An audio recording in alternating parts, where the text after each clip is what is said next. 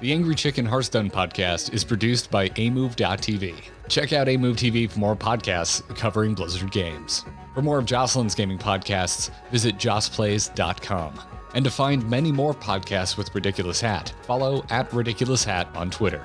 Every episode of TAC is made possible thanks to our legendary patrons over at patreon.com/TAC.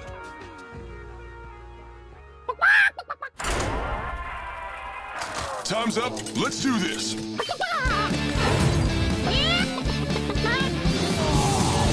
Legendary! You face Jaraxxus. You smell like a leopard gnome. I knew it. So hot. A podcast about Hearthstone and Battlegrounds. This is The Angry Chicken!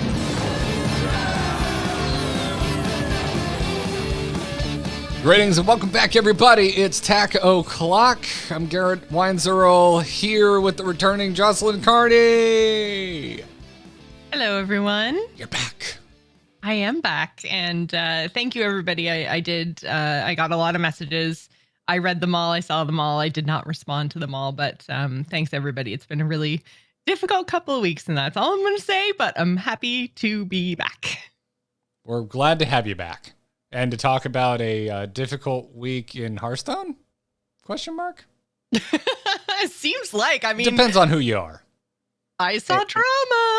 Oh, you saw drama around hey, everyone, you could cut this out and place it in any expansion release or any patch release episode. New Hearthstone stuff comes out and there's drama, y'all. What are we talking about? What episode? Could you pinpoint a point in Hearthstone's history when this would be more relevant than another? I bet you can't. But what if I started talking about an owl or a trog? Actually, if I say a trog, that actually doesn't narrow it down too much. So I should probably stick with the owl. I saw everybody talking about trogs this last week, and I'm like, what year is this? I was playing the deck, and it took me a second to be like, I didn't really think about Trog as the backbone, but they're not wrong. It's somewhat important. Also here, and trying not to talk, I guess, as if when I introduce you, you've come into being and you can't just join at any time, is Ridiculous Hat. You were talking about trogs and owls, and it seemed important, so I didn't want to get in the way. I'm not a trog or an owl. Are you a trowel? No, I'm a hat. Okay. That checks Hello. out. The difficult part of this week has been not playing Hearthstone because I want to do that and not other things like sleep and work and mostly those two. That makes sense. That makes sense. Do you want to hear the dumb thing I did? Absolutely. All right, y'all. I strap in for a first. I've never done this before. I kind of forgot to pre-order. But when you pre-order, you get cards, and when you get cards, you play Hearthstone, and we need to do that because we have a Hearthstone show. Yeah. I will say, like Garrett, as much as I'm laughing, I remember to pre-order legit like the morning of. So I'm not alone. No, yeah. I got there. I remembered, but yeah. Yeah. And so I've pre-ordered everything ever. They've had pre-order bundles, right? Since the dawn of time. Yeah. So I just it kept popping in my brain, and I'm like, I'll get to it eventually.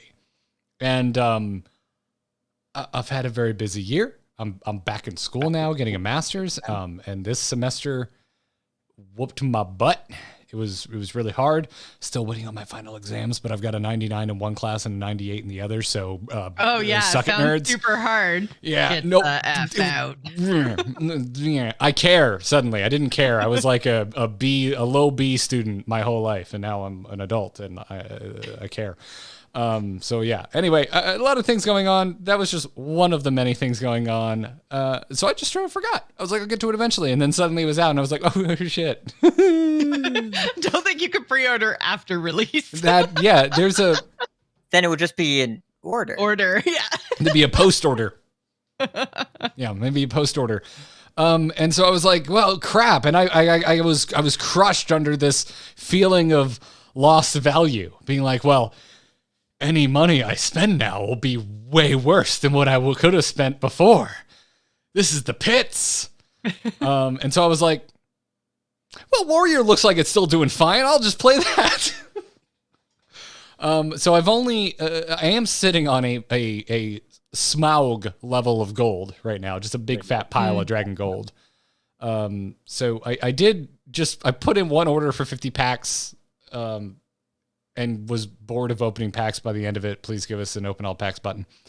So since we've stopped doing the streams, I'm definitely just spamming space all the way through my pack openings.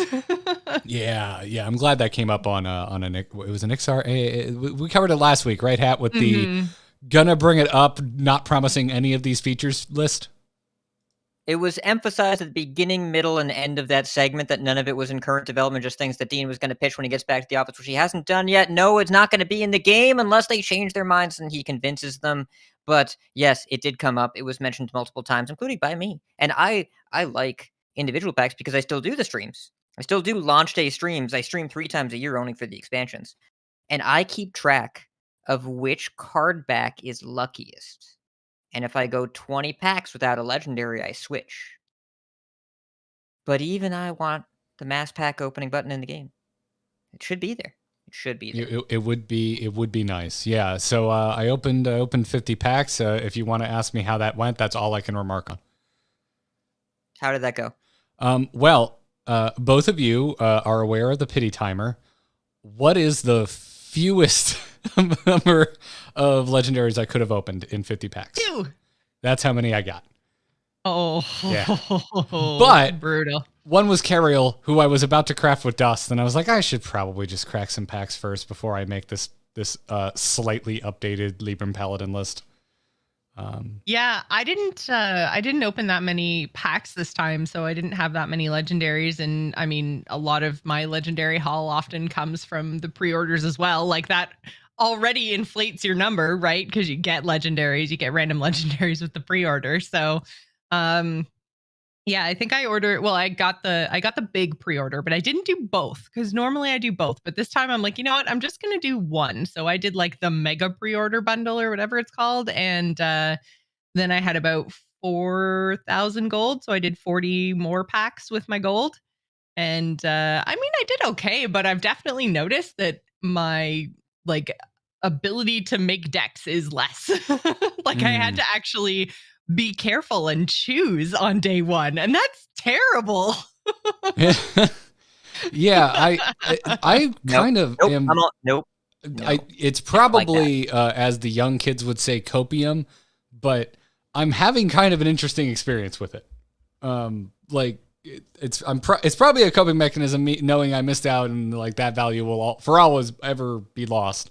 But I found it kind of interesting, like in the first week, just kind of playing Quest Warrior, as it existed before the expansion and doing well. Like I'm still like piecing together like a 60% win rate. It's doing fine, getting my quests done. I'm powering down that rewards track. And then enough people complained about Paladin that I'm like, all right, I'm going to go craft Cariel and this Trog thing and see how it goes. And that's when I decided like, all right, I'll put my first order in for 50 packs and go from there. Crack Cariel. The other one, you'll love this hat, was Scabs. That was my other legendary. I do love that. I know you would be happy about that. But I'm I've never experienced this before. I've never been sitting there going, I have limited tools with which to build decks, and now I need to, I'm still sitting on a lot of dust and gold, so I could go nuts, but I'm kind of enjoying sitting here with this false limitation, thinking about my own in-game economy and what I want to spend it on. So it's not false. It's just like liquid resources versus cards. You can't really. They're not solvent. You can't do what you want with them. You have them or you don't. Dust and gold, you get to have full control over what you do. And if you're doing fine, not spending the money, this is Garrett. I hate to tell you, you're enjoying being a responsible adult in your video game. You're enjoying like responsibly managing your finances, saying no, I don't need to make that expense this That year. wasn't the reason. When I say false like limitation, I mean I could just burn all my gold and all my dust, and I would probably have most of the set. Like that's how much gold and dust I'm sitting on. But and you could empty your bank account and probably have a nicer car until the debt collectors came. Hey, listen, Pat, I do currently have Auto Trader alerts set up, so let's not go down that road because Katie is sick of hearing about it. I'm just saying. I admire your responsibility, but I wouldn't call it a false limitation. I'd say that you're making informed choices based on your boneheaded mistake. That's called being a grown-up. That's what that is. Listen, I really like the prettier picture you painted of what is definitely not the truth of my behavior.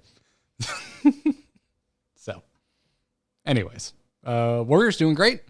My experience with most new decks has been with fighting against them. I've beaten most of them at least once with Warrior, so that feels good. I've also been run over by them at least once on a Warrior, so that doesn't feel as good. But I feel like I have a good understanding of the popular decks right now, and it's just been a cool new experience out of my boneheadedness. There's a lot of value to just that, like, diversity of understanding of what is the free-to-play experience like now, and I will say how much gold do you have still left? Because it back in the day, back in the old original economy before duplicate protection, just the resources you built up from doing your quests every day and just gold sitting there would maybe get you like one legendary that might have even been something you already had. It could have been another Wolf Ram Shield. I think I'm add to your collection. Still sitting on 15,000 gold and change. 15,000 or 1,500? Oh, it might be 1,500. That makes more sense. I had to be you careful. could earn it. I'm not gonna, noting your skills. I'm gonna load up. Hopefully it doesn't. 15,000. I need to find a monocle so it can pop off and surprise. Hold on. That might be. That's probably wrong. That's probably wrong. Let me get in here and take a quick peek. Hopefully it doesn't make any noise. If you hear noise. I'm sure people listening to this podcast hate Hearthstone noise. yeah. No, if you hear anything, it's just the sound of Scrooge McDuck diving into his money vault. Load faster, you. Anyways, how are you all enjoying AlterTAC? Well, I discovered that the golden animation on the adorable little druid puppies does wiggle its butt. So therefore, I make all golden druid puppies and watch them wiggle their butt all day, and it's glorious. It's literally the only deck that I've played. It's probably the only one I will play until they rotate out of standard, just because they're sitting there wiggling their butts and they're adorable. Okay, so I was wrong, but not as wrong as I thought I was. It's not 15,000, it's 13,910 gold is how much gold I have left over. Damn! Jesus Cristo. I tend to buy things with money in Hearthstone, with like real money, so my gold just accrues. Do you not empty the bank account when a new expansion starts and put all that into packs? Yeah, I put everything into packs. No, God, no, because like half of the set usually like never effing gets used, and the legendaries are a massive crapshoot, the likes of which no one, like everyone knows. Like I have no interest in having the full set. I've always said this. I'm not a budget player. I'm a player on a budget. I have my budget, my annual budget for Hearthstone, and so I usually do. I used to do 2 pre-orders. Now I only do the big one, and this time I forgot to do any. And I'll just kind of make do with that. I'll maybe dust and craft a few things that I'm really, really excited about out the gate, and then I'll wait for the first round of balance changes, and then I craft what I'm pretty damn sure is going to be required for the rest of forever. That's my Golden whole process. Puppies are required for the rest of forever. Yeah. Some of those are free though. I think that at least one of them is on the honor track. I think the 3-mana objective is free. It is, yeah. Yeah. I love Celeste in chat room says, 50 packs would be 5,000 gold and didn't seem like a big deal to him. So. You bought 50 packs with gold and you have 13,900 left. Yes. You might be too responsible. Yeah. Definitely not with real money. Just with fake money. Do it the other way around. I'll put in Hearthstone's defense, I feel like getting just the big bundle the last couple of times has been more than enough for me to build all the decks I want to play, with some little bit of, gold burning and dust burning here and there. I'm just so used to basically having the whole collection on day one. Well, listen, Joss, as I know. as not a member of the 1% of anything but gold accrued, apparently, it doesn't feel, it's fine. It's fine. It's been weird to yelling, I have to catch them all. This ain't Pokemon. It's fine. Yeah, I don't know. So I'm with Joss in that I like basically having the full set on day one. I mean I have the full set and I had it on day one. I don't want to try and make whale noises here because it would just embarrass us all. But it would sound like a Bjork whale. song if you did. So I mean, we would get copyright stricken. I do like Bjork though. Hunters is a jam. But I always buy both pre-orders in the Tavern Pass and spend all my gold because I like constructed Hearthstone and I spend my play money on play things, and also people pay me to talk about the game across multiple different platforms. So I put that money back in the game so I have all the stuff, and then I, play way too much Hearthstone. So I just checked my deck tracker, 100 games on desktop since launch, and I've definitely played a lot on mobile and iPad, so I would guess I'm probably closer to double that. Like this set. That's a lot of Hearthstone. That's a lot of Hearthstone. Have you guys, just out of curiosity, sorry, again, not being here for the past couple of weeks, so I'm not sure. Have you guys talked about the Tavern Pass yet? No. Which part? And also, no. I have a feeling I know which part you're going to focus on, and the answer is no, if you're going to talk about the new rewards that are outside of Constructed. Oh, okay. No, well, not really. Damn. I thought we were vibing. Okay. Never mind. Well, I mean, kind of. It was interesting to see rewards in there that weren't just for Constructed, which, as a player who plays Battlegrounds as well, that was very exciting for me. I was like, oh, there's Bob and he has hot chocolate. That's fun. I was really excited about it until I started getting mercenary rewards. I'm like, oh, this must be how the people who don't play Battlegrounds feel. Yeah. But it's more stuff than you don't pay more. It is more stuff. That is true. But yeah, I just, because of everything that was going on, I didn't pay a lot of attention to the Tavern Pass going into the expansion. So I was so excited when I saw the first page of it. I was like, oh my God, this is so cool. Every single level that you get through, there's one for the free side and the pay side. Like there's a reward the whole way through. And then I got to the next page and there was still stuff there. And then I got to the next page and everything disappeared across the top. And I was like, oh, well, that's disappointing. And I clicked all the way through and I was like, man, this looked so exciting at the beginning. And I just had this huge disappointment when I got to page 3. I was kind of like, oh, with all the modes they have now and with the expectation they set on page 1, this now all of a sudden seems like a letdown. I don't mind it, because they essentially just kind of front loaded all of it. Right? Oh, they totally did. And then they set my expectations up here. And then then there was no more. And I was sad. I think that's a really interesting study. In past Tavern Passes? Sorry? Is this different from the past Tavern Passes? I believe so. I don't remember the past Tavern Passes having rewards for every single paid level on the first couple of pages. They're usually more than the rest of the Tavern Pass, but this seemed to be split in your face with so many things. Update the show title real quick. Please don't. Please don't. I do not want to get demonetized. The distribution is different. Yeah.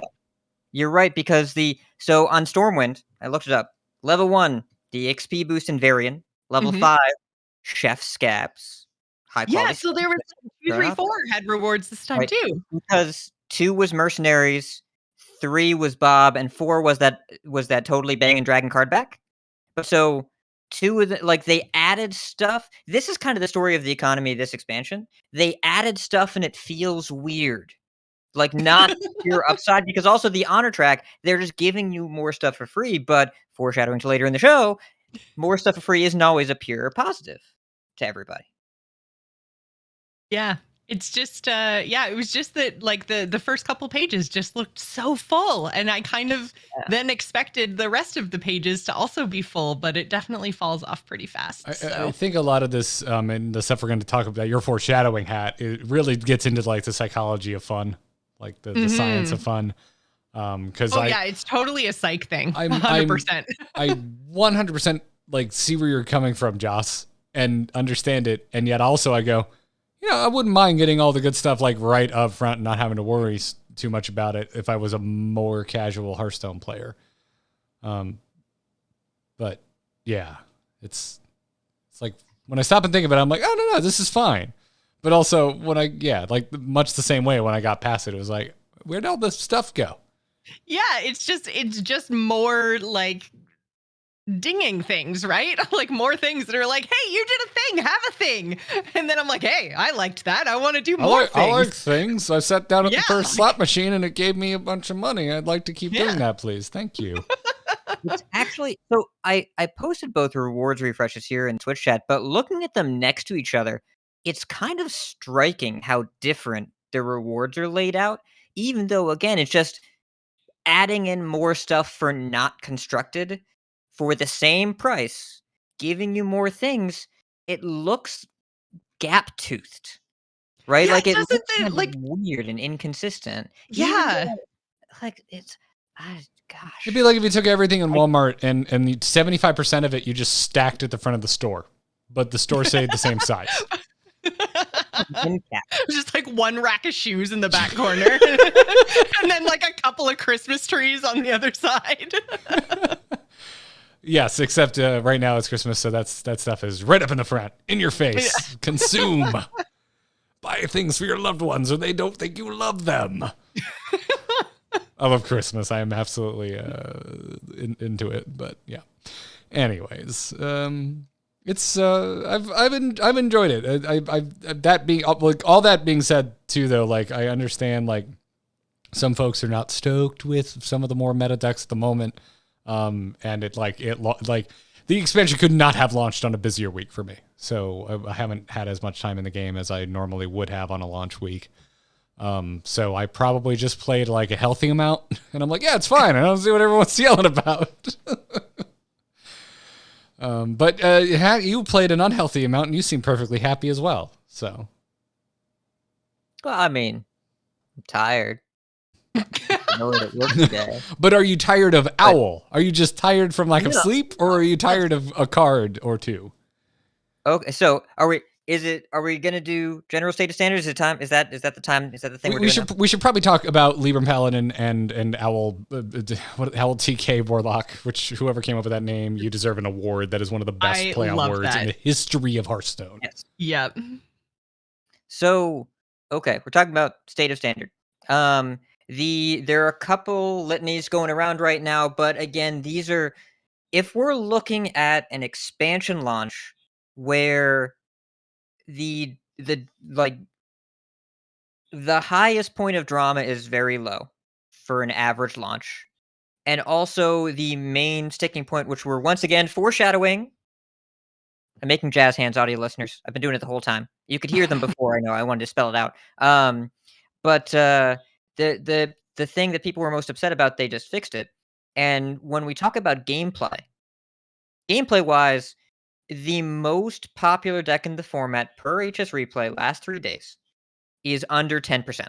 The most popular deck that you will see, which is Libram Paladin, number 2 is AlterTAC over the last 3 days.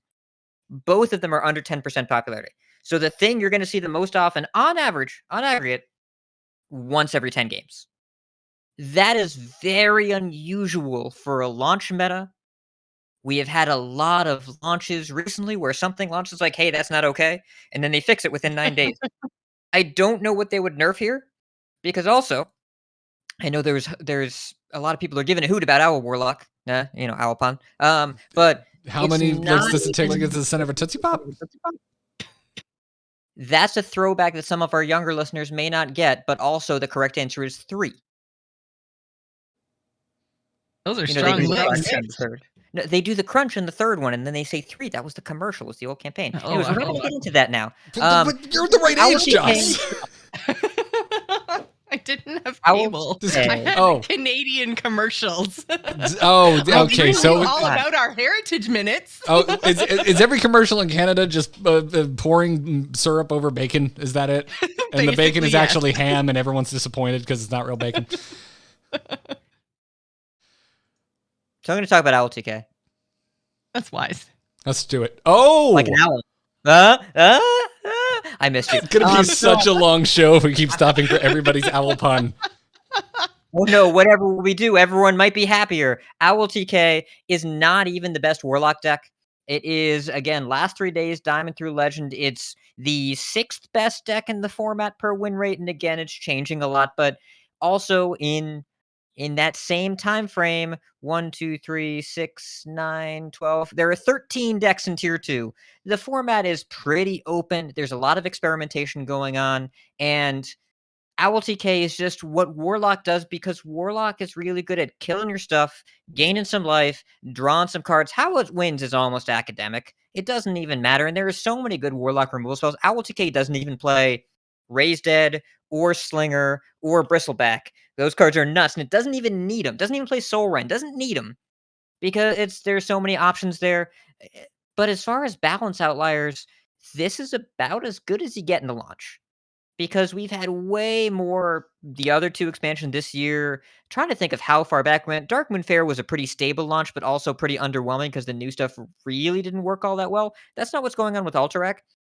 There have been a few videos over the weekend of like the Stormwind decks are the best decks, but the decks that have been getting played for 4 months and refined for 4 months. If something that you take out of the box when the new set launches in the last set of the year is instantly better than anything you were doing the rest of the year, we have a problem.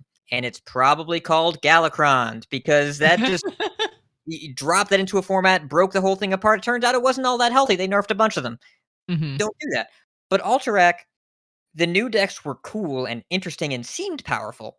But the old decks were good the whole time, as Garrett can attest to, and also a lot of people on ladder. Libram Paladin currently the number 1 by win rate in the format. But also, the newer decks are currently getting a little better every day. Just a little bit, as people find out more stuff and more stuff and more stuff. And And that's learn kinda how to play them properly Almost too, like it right? takes some time Yeah. for things to get figured out.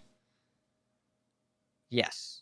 You mentioned Yes. and you mentioned Libram, but like it's at least got a garnish of new cards. A sprinkling. A garnish. got To me, Ariel. to me, it feels fresher to play Quest Warrior, but yeah. Well, and Quest Warrior, remember that, like, everyone wanted Quest Warrior to be good right away, and then it super wasn't. And then they had to buff some cards and print more cards for it, and then it was good after they nerfed some other stuff. Like, it's been a while, so, like, if you want to play some Quest Warrior, go ahead and play some Quest Warrior. We're not here to gatekeep you. And also, not everybody makes a pre-order, even if they have the means to, and they forget to, Garrett. But you look at... I there feel are a attacked. few- I specifically called you out. That's you should. It was. That was a hat attack. Yes, and it's at night, so it's Night Attack. We've made that joke before. I'm going to keep doing it on this show. That's just how we roll. They changed the name of their show. Oh, pay more attention. Brian Yeah. Brushwood, Justin Robert Young, if you'd like to come back on sometime, be our guest. Oh yeah, we should do that. I look forward to laughing frequently, so I would like to do a podcast with them. And yeah, like new cards go in every deck, but not a ton of them necessarily. But as far as balance, I think a lot of people are talking about cards they don't like losing to, and I totally understand that. And there are a few that like play pattern. There are a couple play patterns where like I didn't feel like I had a lot of chances to deal with what they were doing, and then none of my cards worked, and then I died. There are a few of those right now. And those aren't necessarily the most fun. They're not broken, but they're not necessarily the most fun. Trog is one of those. Snowfall Guardian is one of those. Drekthar sometimes can feel like that because it gets a Trog. There are a few of these cards going around. But in the past, when they've been like 2-mana Lunacy or 1/3 Sword of the Fallen, they also came with a 60% win rate. That bad. We don't got that this time. So there are plenty of cards I don't like losing to. But right now, none of them are warping the format in a way that makes something superior to every other option. You can play old decks, you can play some new decks. New decks are interesting and getting better. No Hands Gamer last night tweeted a list of, you're not going to believe this, but it's a real live actual thing that's happening in High Legend. There are multiple players in Top 50 Legend with Ticketus Warlock. Ticketus Warlock is good, and then Brian Kibler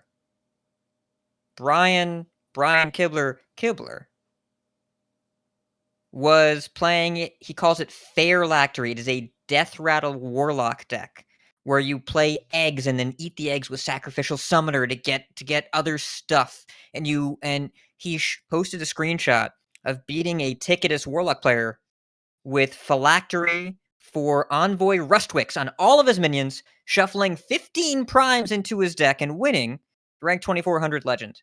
If that's a screenshot of what's happening in Standard right now, that is awesome. And I don't know where we're going, and it's not what I expected to see or hear or talk about today. And I really enjoy that about AlterTAC so far. Speaking of list of decks, we should also mention that you were curating one that is still available. I put the link in the show notes if you guys are interested, but it's like every deck posted on social media by anyone who is even remotely considered good at Hearthstone.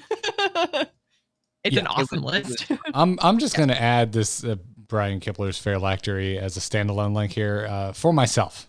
Just for myself. At the end here. It's a really fun deck, by the way. I used the Summoner, which it eats a minion, then recruits one out of your deck that costs one more. I ate a Burning Blade Acolyte, the 5-mana 1/1 that makes a 5/8 taunt, to get Mr. Smite. Attacked my opponent. Then the following turn, I went Fiend to Circle to make 4/1/1 imps, and then Phylactery to make all of them summon 5/8 taunts when they died. My opponent, they dipped. So, I don't know. That's a thing you can do now. And, I get it, man. This meta is so much fun. Yeah. I summoned the Juggernaut. Yeah, it's a big boat. That it is. I also got to play Cariel. That's the new thing I did. Did you know Cariel's good? Like really, really, really good? Yes. Pretty sure we thought that was going to be the case. Yeah. I played against it once. I was playing a deck with minions in it, and then my opponent played Cariel, and then I kept attacking them, and they kept not being dead, and then they played Libram of Hope and healed back to full, and they were still not dead, and then I lost. And that was we gotta all just start putting news in, right? Like even if you're a mage. Right. Yeah, Viper is real good right now for eating Ruined Mithril Rods. If you want to beat Owl Warlock, put 2 Vipers and a Mutinous in your deck, by the way. Viper is really great for rods and also immovable objects. I felt truly dirty. Like the dirtiest I have felt in Hearthstone in a very long time against a quest mage that got their quest done stupid early. Well, because I'm a paladin. All I'm doing is dropping small things that they can fire spells at for the entire damn game. And they just had spell power out the wazoo. And I didn't even bother removing spell power minions. That's how, so they got all this spell power. They're throwing endless damage at my face. But I've got that Cariel shield. And it's just like, oh yeah, math. Math is my friend. By the power of math, I will not die. And they just exhausted their resources. I felt horrible. There was nothing they can do. They were clearly not running Viper. I was laughing all the way to the win bank. It was great.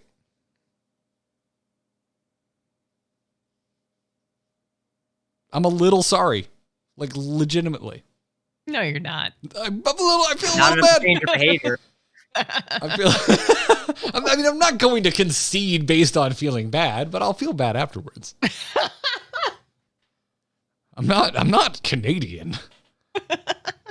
Like, well, the polite thing to do would just be concede, which is what apparently what Formula One fans assume you should do in competition. But I see we're crossing the streams. Oh yes.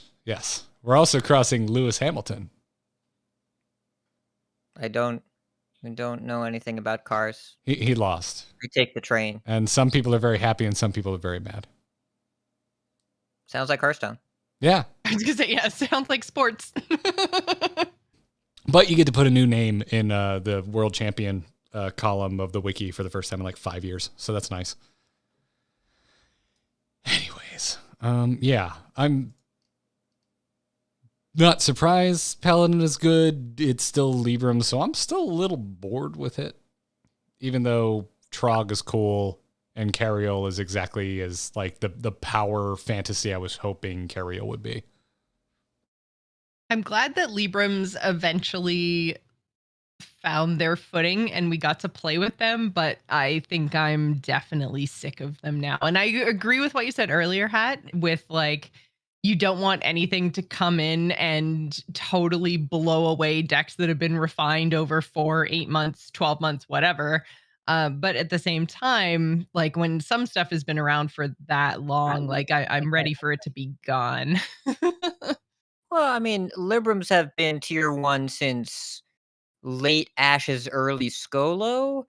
That's been like Librams have been around since coronavirus, and that's a long It's a time. very Well, hold on. long Are you time. connecting the two, Hat? Because it No, I'm sounds not. like you No. might be connecting two. I'm not. Hat isn't saying that coronavirus and Librams are both a connected plague upon humanity, but he is also not saying that He's they. not saying that. He's not saying that. I Thank am you, Jeff. actively not saying that. How dare you do your Librams? But also, it's important to note that Year of the Griffin has been the year of new and exciting ways to lose to Paladin in week 1. And in Barons, we lost to this new secret build. That was cool. Cora made a weapon that was too good. Cora. I'm shaking my head. Cora! But it was different. There were a Thank bunch you, of different Cora. ways to do it. We had Crab Riders. There was a second we were playing Nerubian Egg and casting Busting of Authority on it. That was cool, but then it got old because it kept winning too much.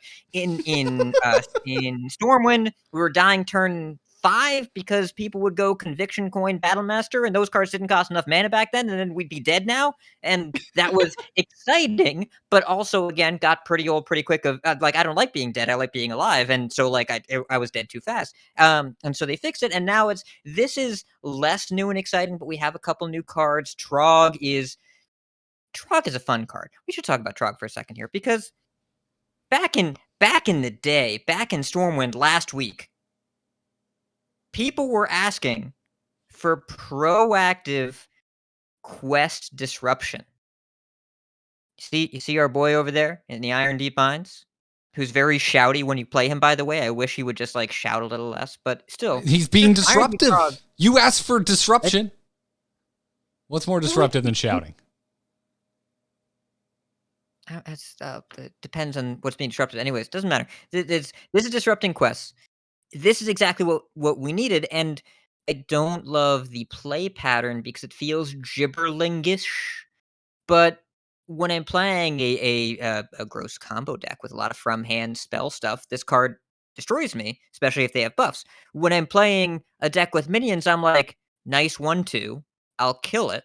Let's move on, and it's okay. So this is a safety valve in the format if the from hand spell stuff gets too good, except it started open. It entered the format when it was needed. So it seems super snowbally and crazy just to get people to move a little bit away from the quest decks. And the quest decks are still very good. I mean, Garrett, you're playing one. The top decks in the format last 3 days, Diamond 3 Legend, Libram Paladin, Quest Rogue, Quest Hand Warlock, Quest Warrior, 3 of the top 4, but those aren't the decks that are like, it's not Quest Demon Hunter here where you're going full from hand. It's not Quest Mage, which is not a deck anymore, which I'm thrilled about, kind of. Like, I'm glad that it was popular for 8 months, but it's not really a deck anymore. This is proactive disruption, and if they tune down the spell stuff, they can tune down this card too. But you kind of need this for the format to slow down because it punishes the people that are trying to go fast in a very particular way. And I think it's important to be around, even though my opponent goes this on 1, Noble Mountain 2, and I'm on the coin, I am unhappy because I probably just lost that game. There's a balance to be found there. But as of right now, it's playing an important role. I hope they find a way to make this worse by making other stuff worse. They can pull it all back a little bit at once. But I'm glad they made this because it's doing its job. So if they were to change Trog, would it be the effect or the stats on the actual card that need to change? So, Garrett, you've been playing some Paladin. Even though mostly War, you've been playing some Paladin, right? Much like the beginning of the show, you could cut that out, put it in any episode, and people would not be able to pinpoint what era of Hearthstone we're talking about. So, there we go. So, describe to me your experience when you have Trog going first versus when you have Trog going second? One feels like the same deck I've been playing since After Ashes, and the other feels like a new deck. So the thing that I don't like about Trog the most right now is the splash damage, because it's tuned pretty high and the numbers are all really small, where it's really good right now against the spell decks, really at any point, especially when paired with buffs. But if you're going first in like if you're against a deck that is a minion deck with buffs, you kind of beat those decks if you go first with Trog against them, and you lose to them if you go second. I don't love the splash damage there and how coin flippy and polarized that particular moment is. And the way to fix that is to make it a 2-drop. 2-mana 2/2, 2-mana 2/3, whatever. Because one is just too small of a window for decks to answer. And that's really, I think, when people talk about things they want balanced in this format, it's opening up the opportunity to deal with them. When they talk about Warlock, it's not how the game ends that matters, but how good that deck is at killing all your stuff and getting all the life back. You've got like 3-4 turns to really get ahead against them. And then if that window closes, it doesn't really open back up that game. When you're dealing with Snowfall Guardians, if you go wide and then they go Guardian into Macaw or whatever, or Bolner Macaw, you don't really have an opportunity to respond after that point if you haven't already done a bunch of pressure or you don't have something from hand that can deal with that. So those are the feels bad moments of like you get multiple turns where I can't do anything and then you lose. You want to sand down those edges, but they come up in particular points, which will get a little better when people learn how to play against them, and there's some opportunity for some changes there. Yeah. But Well, it's I also don't interesting think making too. It's like anecdotally where I'm playing, which is usually like I usually just finish Diamond every season. So at least where I am, and everyone's mileage varies. I've seen more other Paladin and Mage more than anything else, and everything you just described is exceptionally true in the mirror matchup. It feels like whoever had Trog first feels like they win in the mirror. It really, really sets the stage for that, and then it's pretty much like nullified. Like Trog doesn't really matter as much in Mage because they probably have a spell that will kill the Trog early game. Yeah. Diva Missiles are super good right now. Super duper good. Devolving Missiles incredible at the moment. Yeah. Very much so. So yeah, my experience is like the two classes I'm running into the most. One, Trog is hyper important and feels like it's the entire story of the matchup, and the other, it feels like nothing has changed. I'm playing kind of the same deck as I have been. Yeah. And Jocelyn, you've been playing. So does your aggressive Druid deck have room for Trogs, or do you all beast all the time? All beast all the time, which may or may not be the right way to play it. Doing I don't really care. I'm having fun. Like the You're playing puppies. It's cool. Puppy cub. Playing puppies. Puppy cub. That's the hashtag. Yes. And like, so you don't need to play any of these cards to win. You don't need to play Trog. You don't need to play. It's Owl. Owl doesn't matter. Death Knight Tamsin. The hero card Tamsin is what matters. And Rod. Like the Owl endgame is completely irrelevant in AlterTAC. And again, not even the best Warlock deck. Handlock is a better deck, and it also plays Death Knight I keep saying Death Knight. Hero Tamsin. But there are also a bunch of other things you can do. And like the Beastie Druidy deck, I played some of that. You kind of kill people out of nowhere sometimes, as long You as really charge them with a do. board. Yeah.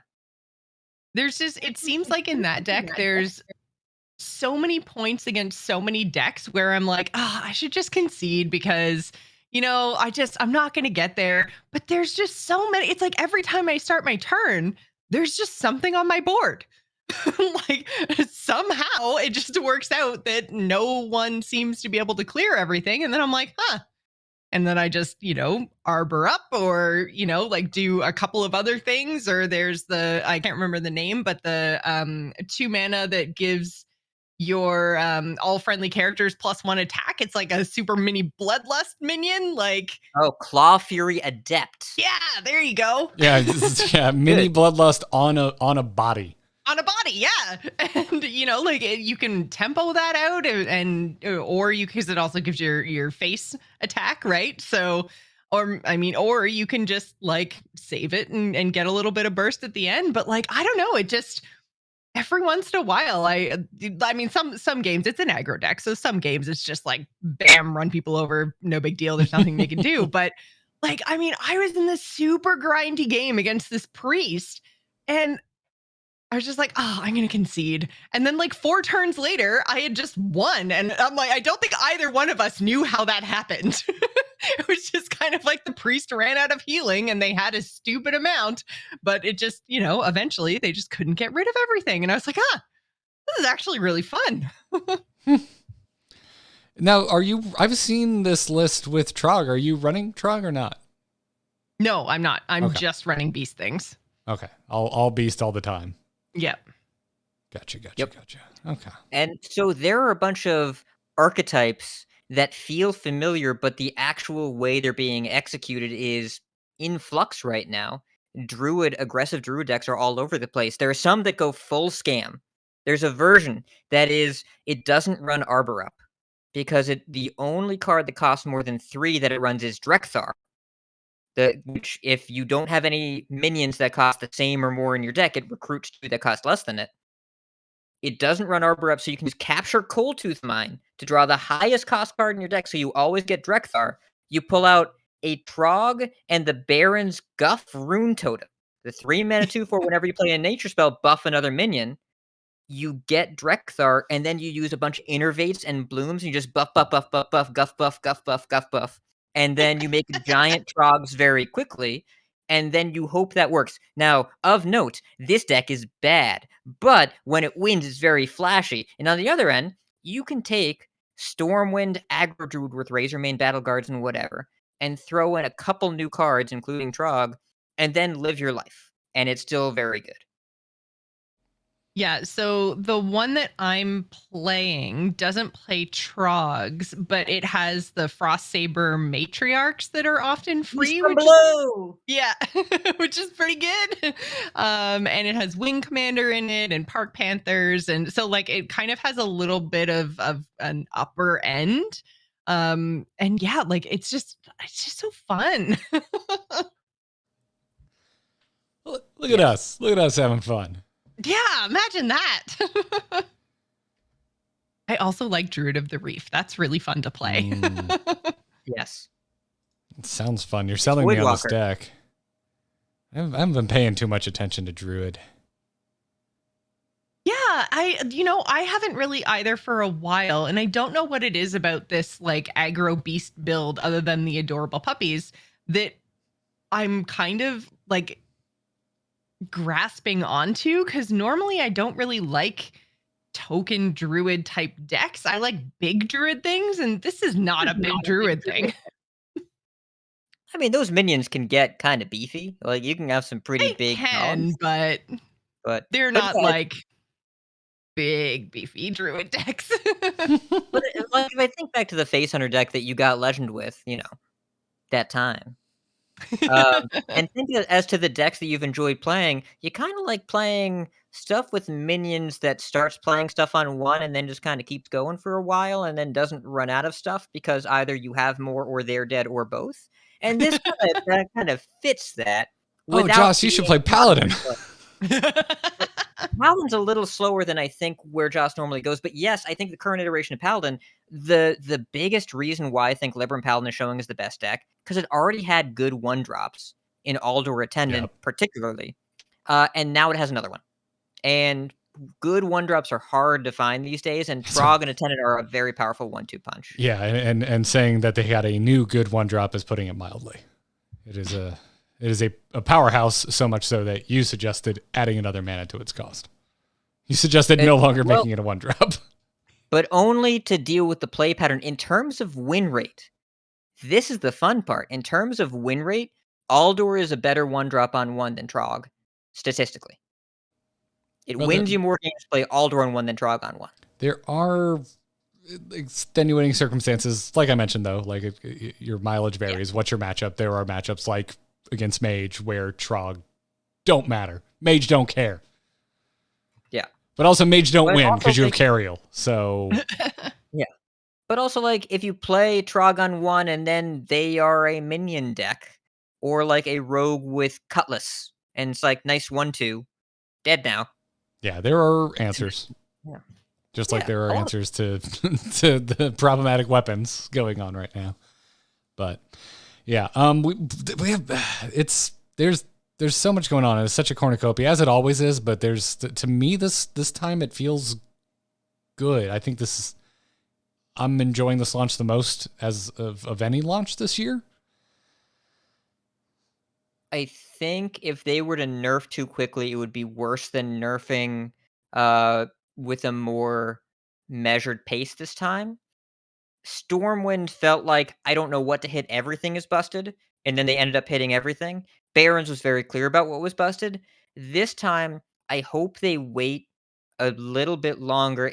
After Worlds, for sure, I don't want them to nerf anything before Worlds and make anything worse and punish the players.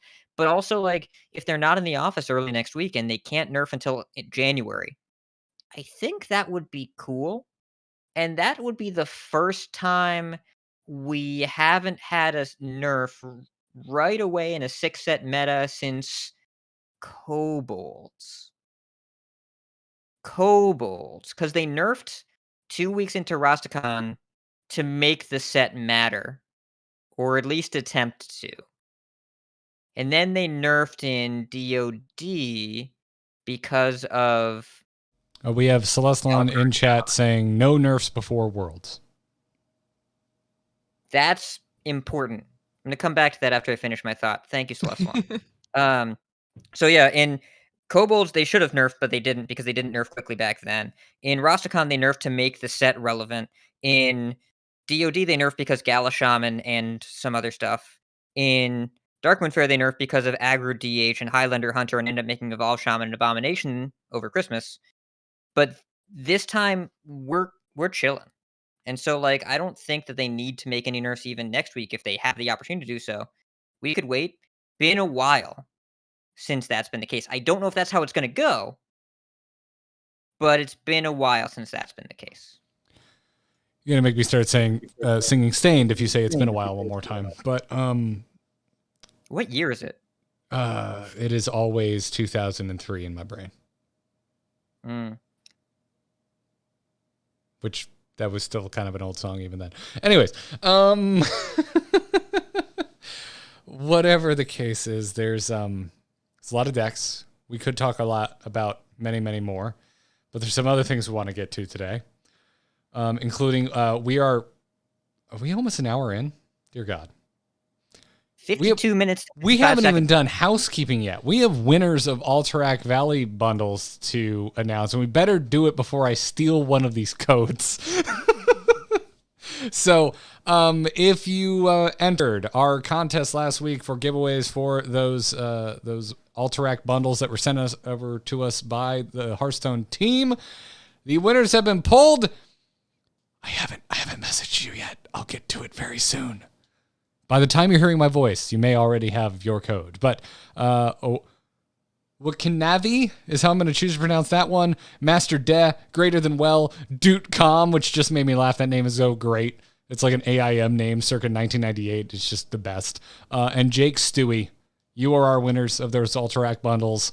One of you won from the retweet. The rest of you entered our hashtag giveaway that was mentioned in the podcast last week because we are insidious and force you to listen to podcasts to find out how to enter contests. We had a ton of entries. I am so proud of all of you for actually listening to the podcast, and I am not sorry if we're like angrily listening. Like, I just want free stuff. Where is it? I'm scrubbing through the timeline. We also made them wait like almost an hour to find out who won just because that conversation about the meta went on for so long. Yeah. Well, most people get this on the download. It's on demand. They may not even get to it later. So they'll know when a message shows up with a code. So congratulations and thanks again to the Hearthstone team for giving us codes to give away. Really appreciate it. If any one of our winners like forgot to pre-order, let me know because that would just make my day if you made the same mistake I did and now you're like getting a code on the back end. That'd be great. Also, while we're announcing winners and stuff, thanks is due to our wonderful patrons. Support us over at patreon.com/TAC. If you like what we're doing here on the Angry Chicken, you like hearing me tell my deep, dark, stupid secrets of idiotic atrocities I commit against the game of Hearthstone. well, you can go to patreon.com/TAC and support the show. It's not the opt-in subscription. Show's always going to be free, but if you want to support us, we have multiple levels set up, or you can just enter whatever amount works for you. And to our latest patron, Lucas Williamson, thanks for joining. Make sure you get in the patron-only Discord server. Come hang out, ask us questions, skip the inbox.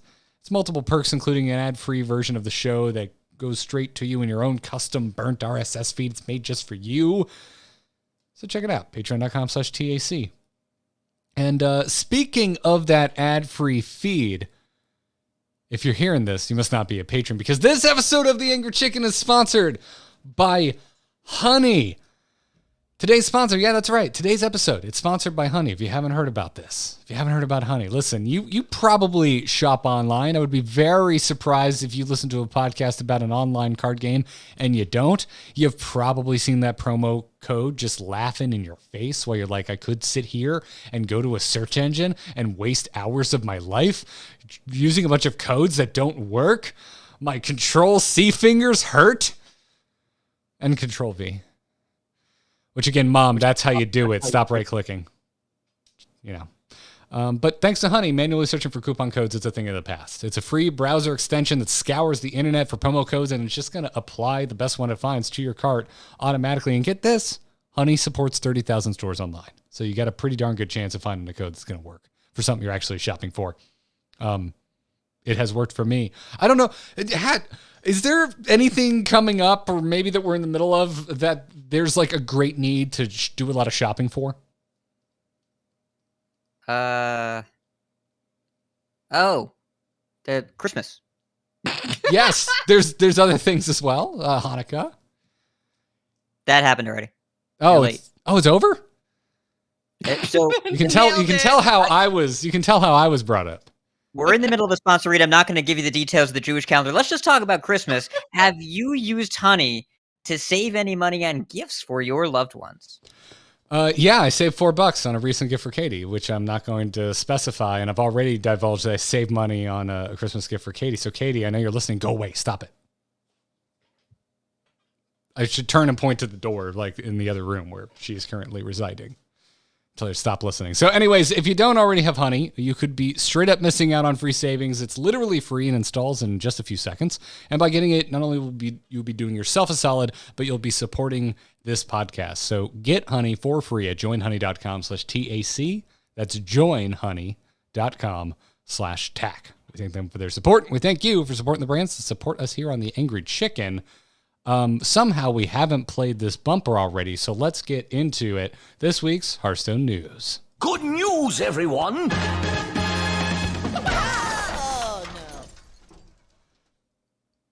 Something to talk about that Vandar and Drekthar drama. We're hounds for drama here on this show.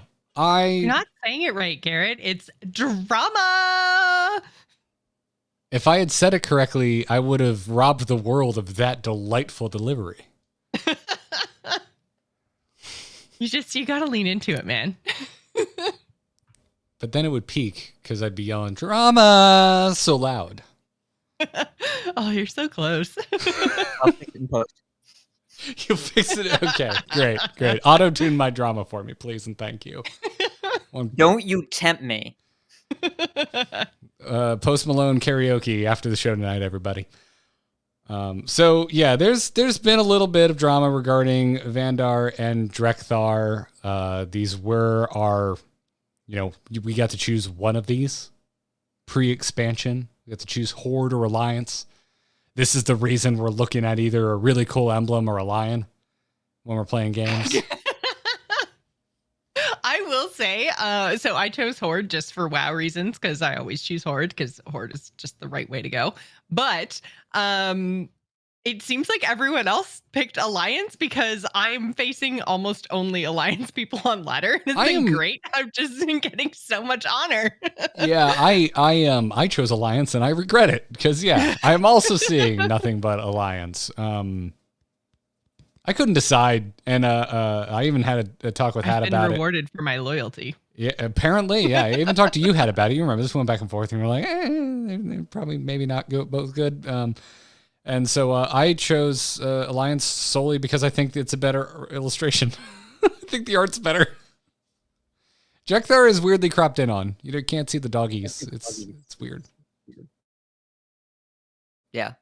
I don't really notice what my opponent is doing because I'm looking at their class and then mulliganing to beat them, whether they're Horde or Alliance. You So can say Hack's like just I'm kind of not paying attention to the faction war at all. He's like, take your lore and shove it. so I turned off war mode. I don't want to get PK'd, like whatever. Not paying attention to the faction war at all. Sounds like the plot of BFA. Oh, snap.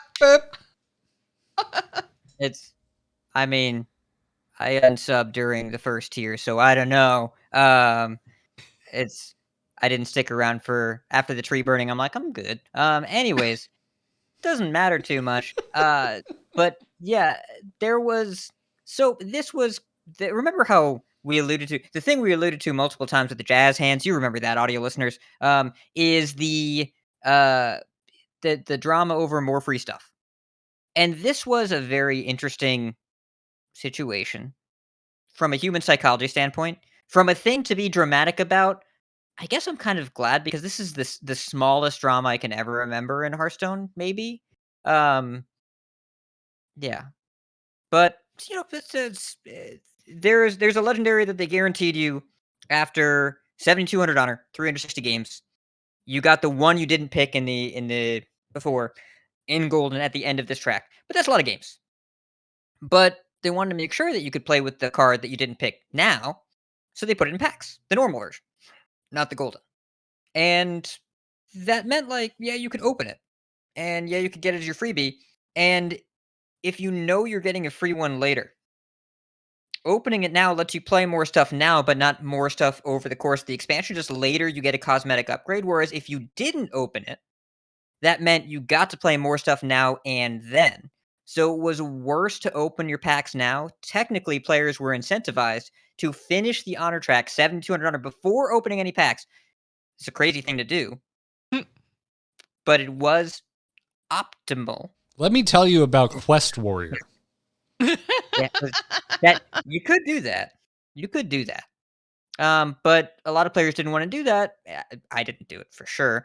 And then they opened Vandar or Drekthar as their normal legendary, and they were like, this feels kind of not great because I know I'm going to get one of these later, and I didn't really want this now, and I wanted another card that I could play. Yeah, it's almost like we're in the holidays right now, and this is on my mind. But we figured this out for gift-giving holidays, and it's called gift receipts. Yeah. And yeah, it is among the least important quote unquote issues. As you said, it's probably the smallest piece of drama that is actually technically drama that we can think of in recent memory from Hearthstone. This funny thing, when drama is not particularly important, you tend not to remember it. But I absolutely get it. Like, yeah, if you crack one of these, it's just like, oh, yes, that sucks. I was going to get it anyway. They were giving me things that I normally wouldn't get for free anyway, but now that I know it's coming, psychologically, that Science of Fun, talked about it an hour ago now, it makes all the sense in the world. It's like, it's a known. You now have information you previously didn't have, even though it is additional freebies that we previously were not given. It's still this thing where it's like, well, no, my brain understands the rarity of this legendary being assigned in the card that I just turned over in the pack that I just cracked. And there's a monetary value assigned to that pack and to that card. And whether I used gold or not, especially if I'm sitting on 13,900 and change gold, all of those things into your mind. And yeah, if I turned over Drekthar right now, I would be bummed. I haven't gotten my gold Drekthar yet. I'd be like, that sucks. I think it disproportionately impacts players that are more on the free-to-play spectrum, which, Garrett, you have found yourself this expansion. And those aren't really the players that you want to, I'm holding up air quotes here, punish? Like, it is more free stuff, but in a weird way. And I think there are a couple ways to do this that would have felt a little better. And something that I mentioned on Coin Conceit in one of my other shows, I think the other one should have probably been the level 1 reward in the rewards track, and you just kind of sidestep this whole thing. You just give it away, and then everyone has the same cosmetic upgrade later. But if you know it's just a cosmetic upgrade coming later, then getting a freebie now doesn't change anything. No one was upset about unlocking Golden Kael'thas in Ashes, even though we got the regular one for free. Like we just did it, and it's like, oh cool, he's gold now, and that was it. So they Yeah, just put the it's other one on level 1. Would have been a lot easier. yeah, it's that's true. The level 1. Also, this could have been like another way you could swing this in the future is doing it as like a longer lead up before the expansion. So like declare your allegiance now. It's a AlterTAC pre-release event. And so that like the goal is to be finished with it before the expansion comes out. And that's another way you could play it.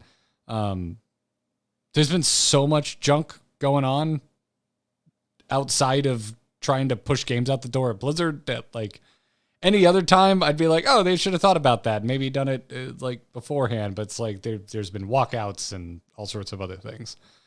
So that's also rattling around in the back of my brain when I think about this. But yeah, at the end of the day, this boils down to that age-old, like, is bad versus feels bad. I think this definitely falls more firmly in the feels bad side of the category. But, as we've mentioned many, many times, and as other developers have mentioned many times, sometimes feels bad equals is bad. Like, sometimes that's enough. However, the difference this time is that they changed their minds at Blizzard headquarters and said, you know what? We hear the community feedback. We know you're not happy.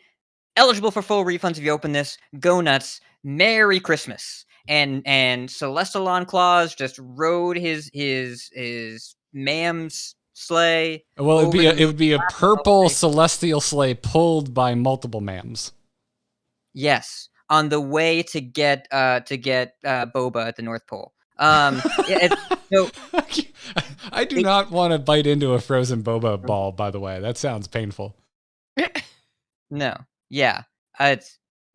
So they changed their minds. They said, okay, you know what? We hear you. Kind of a bummer.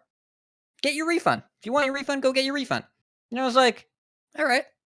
And now the drama's over. I respect the hell out of that. I love that. I love that as the outcome of this. I'm like, yeah, sure. Here you go. Enjoy. It's just better because they just pulled the stop drama, enjoy Christmas lever, and then here we are. And dear God, do you know how much I would love that lever during Thanksgiving dinner?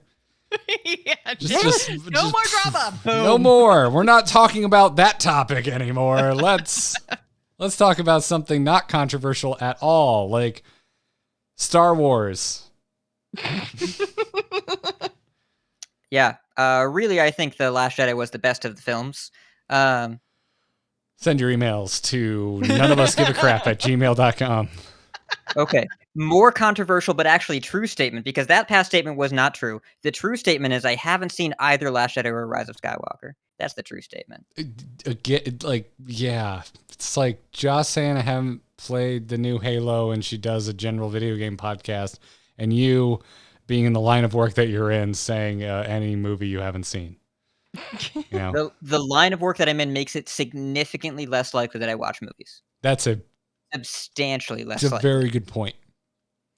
Yeah. It's a very good point. That's like at family functions, people really want to talk video games to me, and I am sorry. I don't. Yeah. I don't. The most common questions when you work at a movie theater is, oh, you must see all the movies. Oh, do you get free tickets? Oh, do you eat a lot of popcorn? No. I can't. When my wife makes microwave popcorn, my neurons start firing. I'm like, what? It's like it's like a college kid who had too much Goldschlager and now can't walk into Michael's anymore because the cinnamon brooms trigger a gag reflex. And if this sounds extremely specific, there's no reason at all. So anyways, we have to talk about what my brain does and Garrett's cinnamon sticks or whatever he said. I can't do artificial cinnamon. I can't do artificial cinnamon anymore. Yeah. No. So we have to talk about that because Blizzard just stopped the drama instantly, and now we have to find other content. They took the cinnamon broom and ejected it out the window. They said, "Oh, is this making you not feel good? Here you go. It's gone. It's gone. It's over. So Problem solved." props. Hey, thanks for fixing that. I mean, in the past, the drama, this was a little bit more difficult with the Blitzchung stuff. They couldn't just pull the make Hong Kong and China okay now lever. Like, that just wasn't on the wall. But like this time they couldn't pull the lever that made their own Chinese arm like behave appropriately. So I mean, yeah, well, it wasn't net easy.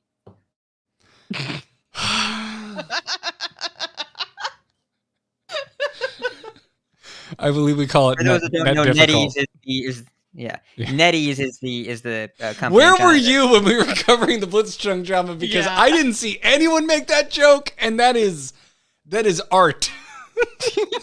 As the entire chat room face bombs. All right. Keep in mind, I had 2 years to work on it, and during that week at the time, I was very sad and staring at the wall a lot, so I wouldn't have come up with it. How do you not work for BuzzFeed? Because despite all indications to the contrary, I have a little self-respect left, so haven't been returning their call. I wasn't trying to bring up more controversial topics, so let's all just take solace of the fact that Time made Elon Musk Person of the Year, because everyone is happy with that decision. And let's take some questions by opening our mailbag of emails or sent to tacpodcast@gmail.com or questions from our Discord channel. Hello? Hello, it's me. Hello? Just quickly, do you get my message? Yep. Oh. Hello, brother. Yeah, I just said where you can send things. Do it. Rabble writes in this week and says, "What question? Team Troggy or Team Hoots? Curious to know who on the team has had the most frustrations with either deck since the start of the meta, and if they could be changed, what would a proposed change be to those two cards?" We already talked about this. Yeah, we did. I forgot to. Yeah, I thought it was I guess check. Yeah, so we talked at length about Trog. I guess we didn't get into any potential changes about Hoots, as Rabble puts on it. By the way, Rabble, I don't know if you noticed, I'm not frustrated by Trog. I'm part of the problem. And Joss could be. Which is kind of how I feel about the Owl. Is like, I don't know. I just think it's a really cool combo. Like, I'm down with this. I think the only problem is that it takes place in a deck that's really, or in a class that's really good at making combos happen, right? Just because of their hero power and their consistent draw. So I think that that's like, if it was in any other class, maybe people wouldn't hate it as much. I don't know, but I'm still Team Owl. I think it's a cool combo. Go for it. It's not a quest, really. Like, it's new. It's fun. Have some fun.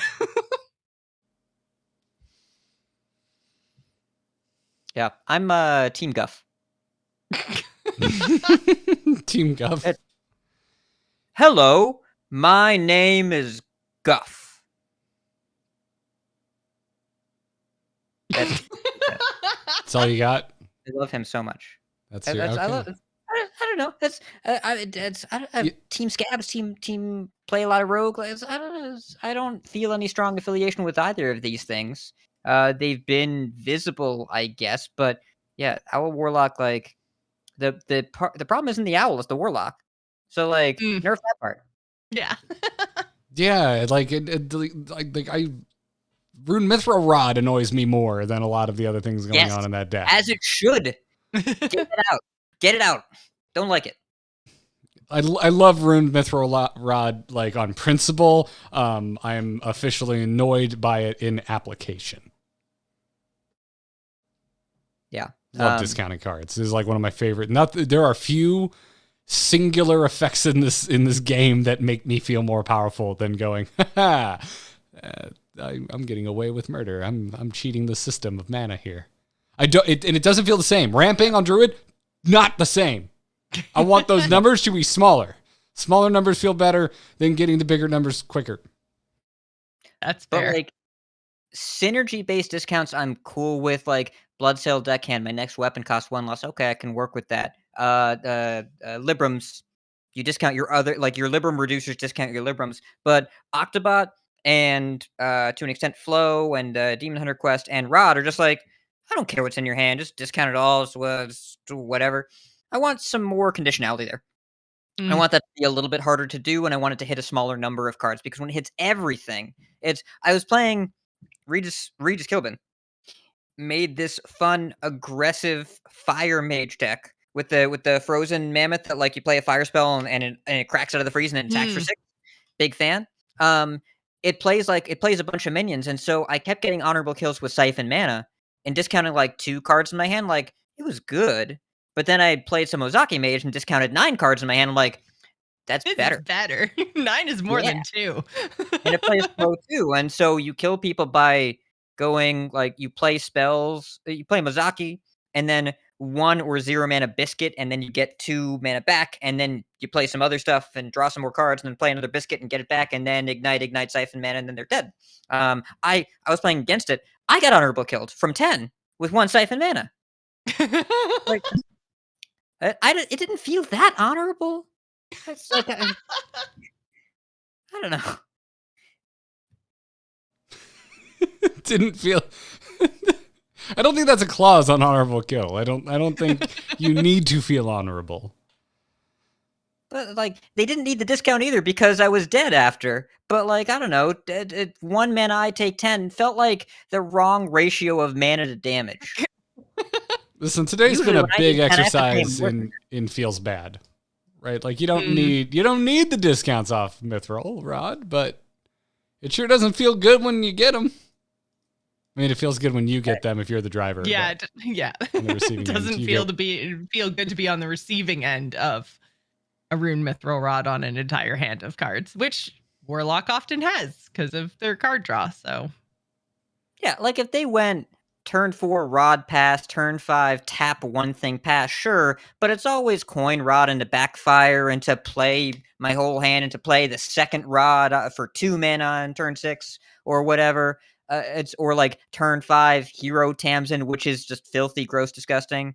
And it's just that a lot of things don't cost quite enough in Warlock. I don't think it's a huge outlier, but also I like playing minions and then attacking with them, and Warlock just keeps killing my stuff over and over again and going back to 30, and then I'm dead now, and that seems unfair. So much like last week, you're saying the problem isn't actually any one card; it's Warlock. It's problem is a strong word. If I were looking to make minion strategies more viable, which I would probably be looking to do as a designer if I were a designer, because minions are fun, I would tone down the efficiency that allows removal dense decks to exist so easily, so that minion strategies like the Puppy Cub Buck Wiggle deck that Joss is playing was a little bit better because that's the kind of thing that you really want to happen. It's like it's dynamically replayable from game to game. There's a lot of board investment. There's a lot of counterplay and interactivity, and not a lot of all your stuff is dead. I gain all my life back. Now you're dead.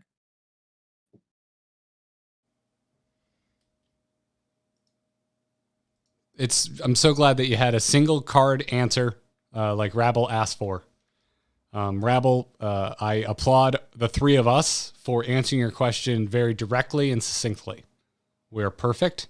You're welcome. What does King Dupless have to say, Joss?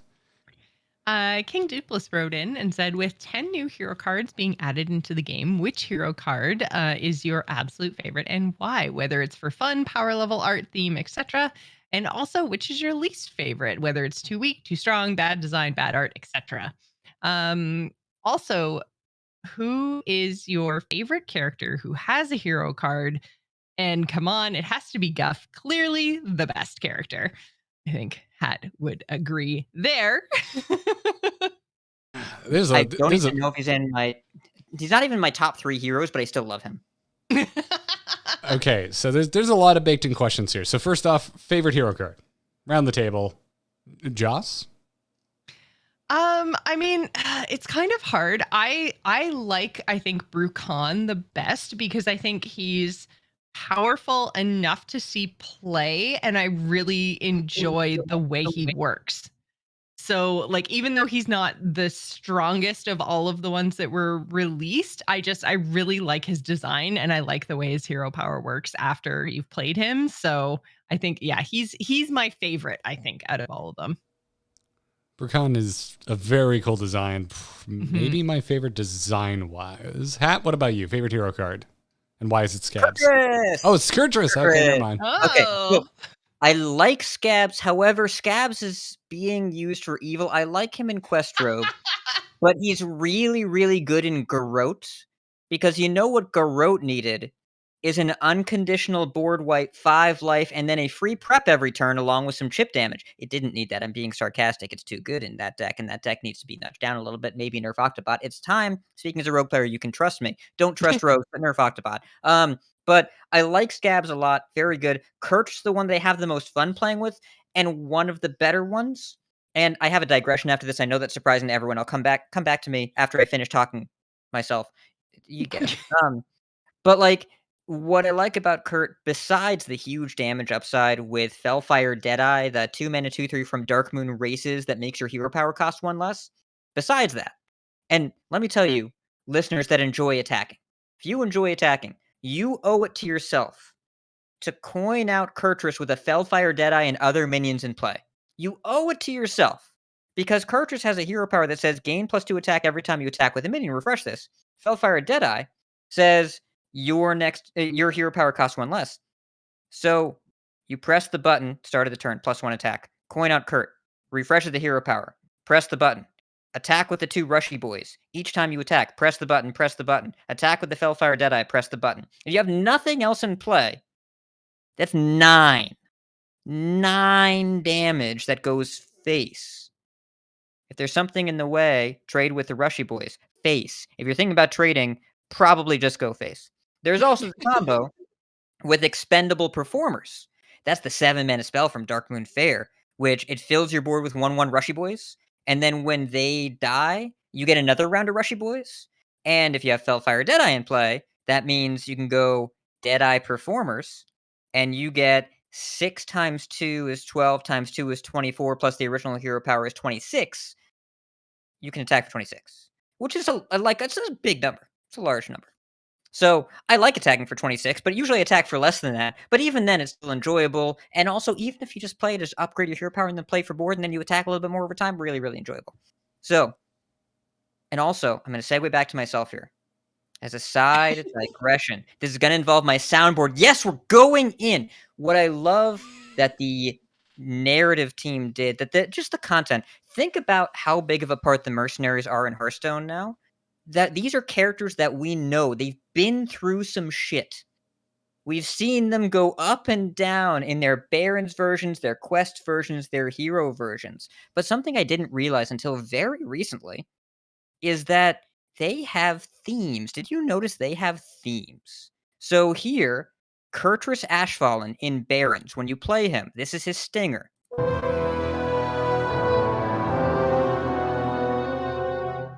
When you play the version, when you finish the quest reward in Stormwind, this is my favorite.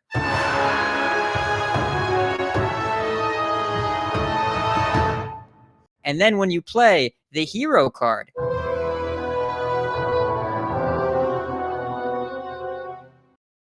we've gotten to know these characters. We've come along with them. They have these thematic elements, the same voice actors, the same idea.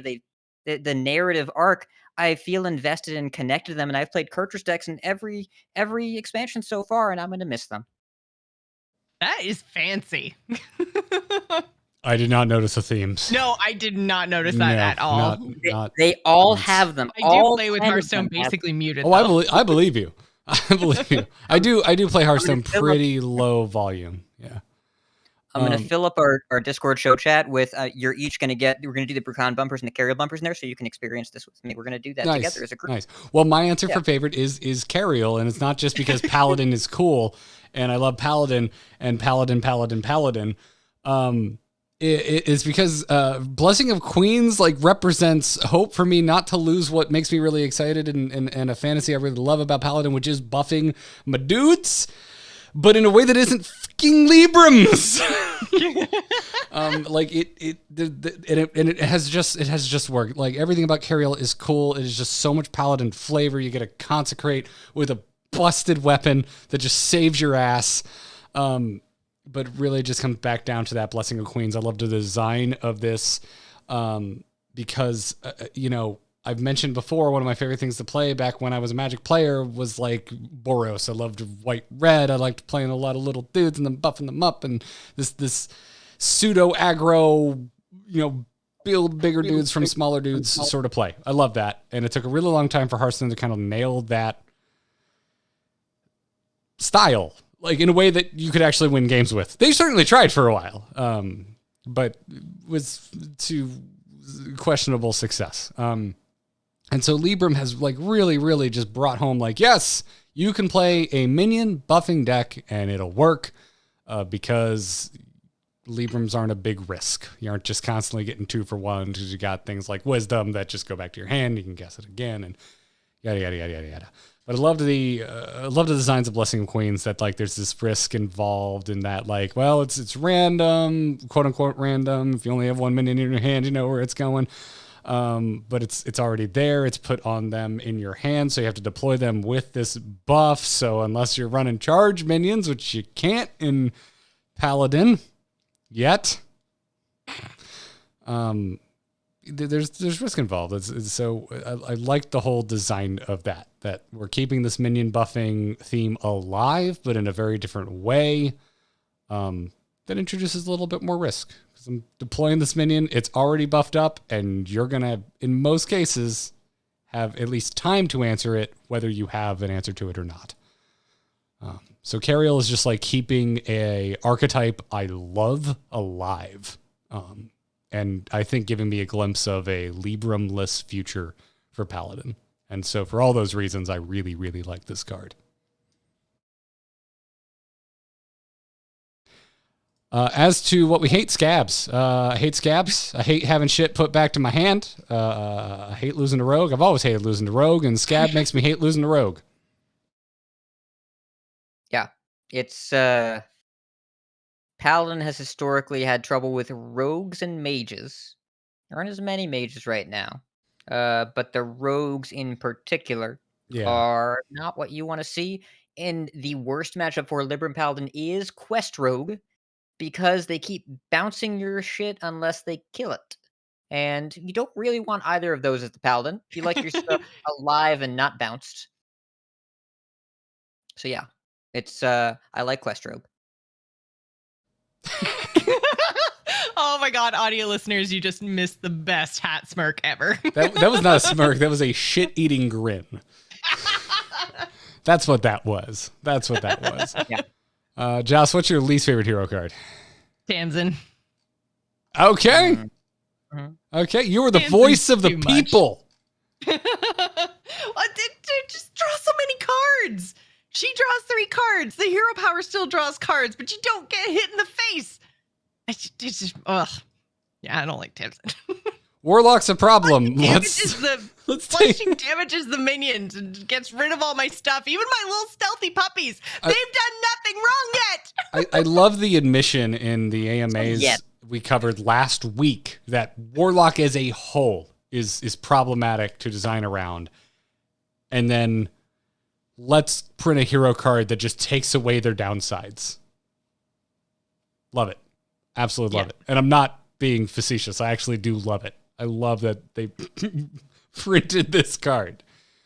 It's absurd. Like, if this card costs 7, nobody would take it out of the deck, so it should probably cost 7. I can't argue with that logic. And then finally, who on the team has had the most frustrations with... Oh, wait, sorry. That was Rabble's follow-up. There's so many questions in Douglas's questions here. Also like to ask, your favorite character who has a hero card? Has to be Guff, of course. Yeah. Are we talking of all time? Maybe? I think that I don't remember all the Frozen Throne hero cards. I guess they're all just the originals, but lichy. Oh, yeah. It was definitely Death Knight Gul'dan. Like, Death Knight Gul'dan not only looked cooler than Gul'dan, who already looks cool, but brought back all of your demons and made your opponent concede. Like, what was not to love about that? That's true. And then he got to suck. Playing against it was what not to love about that. Listen, dude, I love sucking. So Yeah. Oh, boy, I'm just gonna scroll on real quick here. So Don't you dare. Blood Reaver Gul'dan is my number one pick for card the modern Hearthstone balance team would nerf instantly that they never did back in the day. Easy number one. Ridiculous card. Zoo played this. The deck that plays double Doomguard and tops it at 5, it's like, yeah, I'll just throw in a 10-drop. It's fine. Because, the battle cry was nuts, and then the hero power also won you games.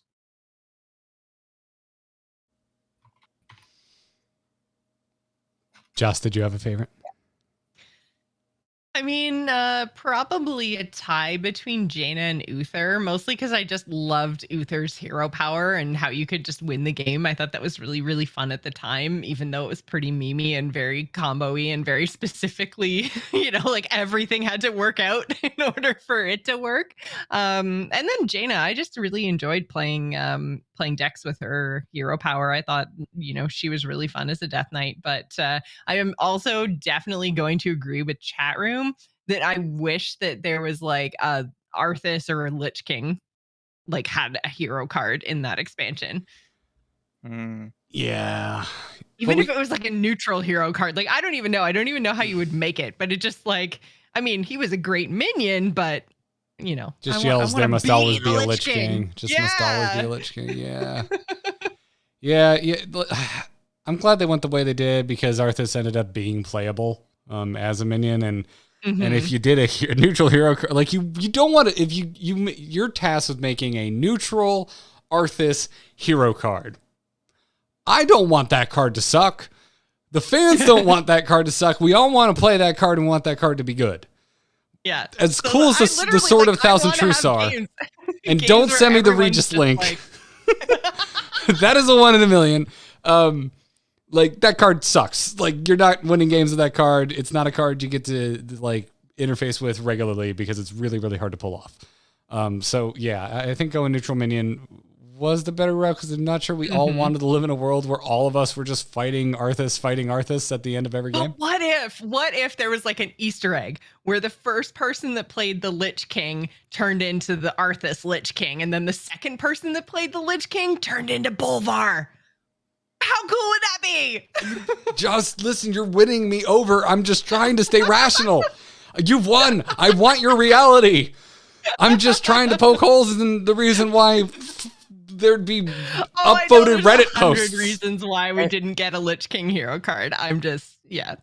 Wouldn't it have been so You're fun? worried about silly things like balance. Yeah. Balance. What are you going to do? Sketch Song wants to know what we're going to do. Hat? Sketch Song asks, currently, what do you do in the game when you have finished your quest? What modes are you playing? Or once you have done your quests, are you kind of done for the day? So it's important to note the moment in time. This is being asked a week after an expansion launches, because a week ago this would have been different. As of right now, I am done for the day when my phone runs out of battery in bed. Then I'm done. But until then, it's all standard all the time. If I were answering a week ago, Nobody tell Hat about chargers. I have a wireless charger specifically so that I don't play in bed while plugged in. I have to put the phone down. This is past Hat doing me a solid. So I do my standard quest, whatever, or like just play a bunch of standard. Do my Mercs dailies. Occasionally, make sure I catch up in my Tavern Brawl if I remember that mode exists, which I don't most weeks, but like some weeks I do. And for a while it was either a couple weeks ago it was like do some BGs, but before that it was my couch iPad bed mode was duels, do a couple duel runs. But right now it's just like jam a bunch of standard. What about you two? Josh, what do you do? What's your jam? I mean, it's kind of funny just the way that Sketch Song even laid out this question, because it's just not how I play Hearthstone. I play Hearthstone however I want to play Hearthstone. So if I log in and I want to play a BG round, I play a BG round. And if I want to play some standard, I play some standard. And I very rarely actually follow my quest. Like I don't hardly ever do my dailies. If I know that I want to go in and like say play Druid, then I'll take a look at my quests and I'll re-roll something if I don't have a Druid quest. and just hope I get one. And sometimes I do and I'm lucky, but if I don't, I'm just like, well, I want to go play Druid. I want to play my fun thing. And so usually I can finish like most of my quests just passively by playing how I want to play anyways. And if I don't finish my quests, then I just re-roll them the next day into something that's like play battle cries or, like draw X number of cards and the things that aren't necessarily tied to a specific mode or a specific deck, because I don't actually let my quests dictate how I play Hearthstone, because I find like the more like constricted or like structured my Hearthstone time becomes, the less I enjoy it. So I just go, how am I going to have fun? And then I go play the game. And if my quests get done, cool. And if they don't, I know I'm not min-maxing my rewards, but I'm having fun. which then in the end, I think I'm going to end up playing more and then, getting to my rewards eventually. So Yeah. I really only play Standard and Battlegrounds, and for probably the last year and change, I only really get burnout on Standard. So if I am in this mood, so there are times where I do quests to get quests done. Like I'm like, all right, I got some Standard quests, let's go in and clear them out. And as soon as they're done, I retreat to Battlegrounds. This point in time, that is not one of those times. Everything's new, fresh. I have things to learn, even though I was stupid and forgot to pre-order and I'm playing old decks for the most part. Even the new Paladin deck I'm playing feels old. There's which is another interesting perspective that going through this experience has given me that I never really thought of was, when you just keep playing the like decks you're familiar with, it still feels very different because you're going up against new decks. And so even though you're piloting something that is like maybe old reliable, you're still having to think more than usual and adapt and really pay attention to what's going on. And it's been relaxing because I know how to play Paladin, even with the sprinkling of new things. And I definitely know how to play Quest Warrior.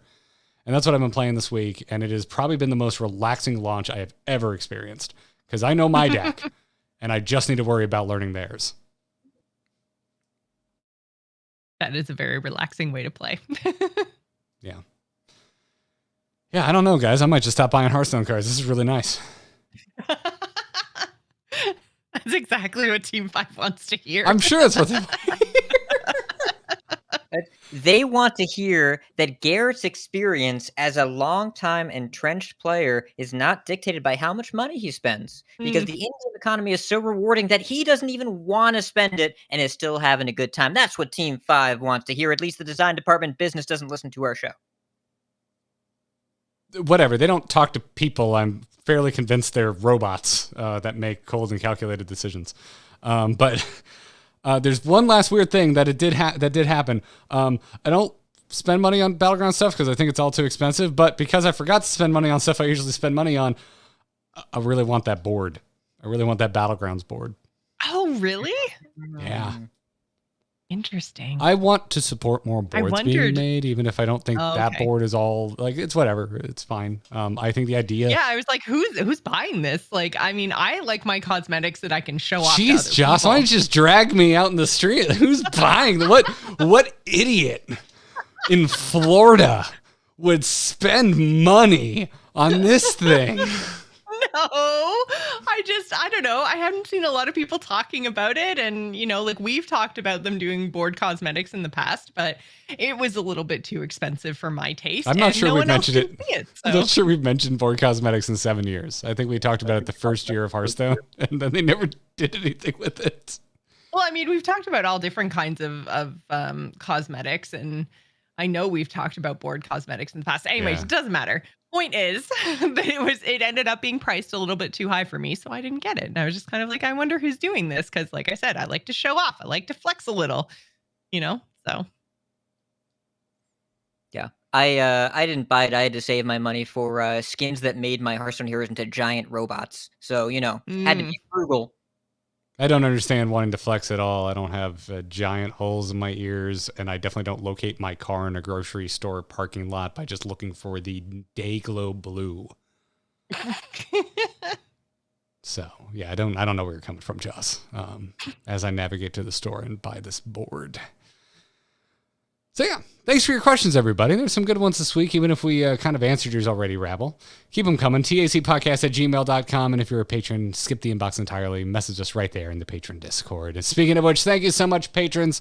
If you're out there listening right now going, man, this is a fun episode. They made wiener jokes and one of them was dumb, and it makes me feel better. I should give them $1 or $2 so they remember to buy cards next time. Check out patreon.com/TAC, where you can support the three of us for making this weird thing that we call the Angry Chicken. Huge thanks, by the way, to our Patreon producers, Declan H., Jeffrey D., and Dustin C. 2 slots left on those producer slots. Go check it out over at patreon.com/TAC. If you want to get the back catalog of episodes, well, we're available everywhere you get your podcasts. I know you can stream them, by the way. Subscribe. Even if you're not going to listen for a while, download the episode. It helps us out. Subscribe, please. Garrett's doing really weird things to his mic right now. I was just grabbing it for effect. For effect. Yeah. Yeah. It's also over at youtube.com/amove2 if you want to catch the video archive and see our smiling faces. Joss raising an eyebrow when I misuse words. And you can follow the show on Twitter at TAC Podcast. We're live Mondays at 8 p.m. Eastern-ish over at twitch.tv/amovetv. And other than that, around the table, Joss, where can folks find you?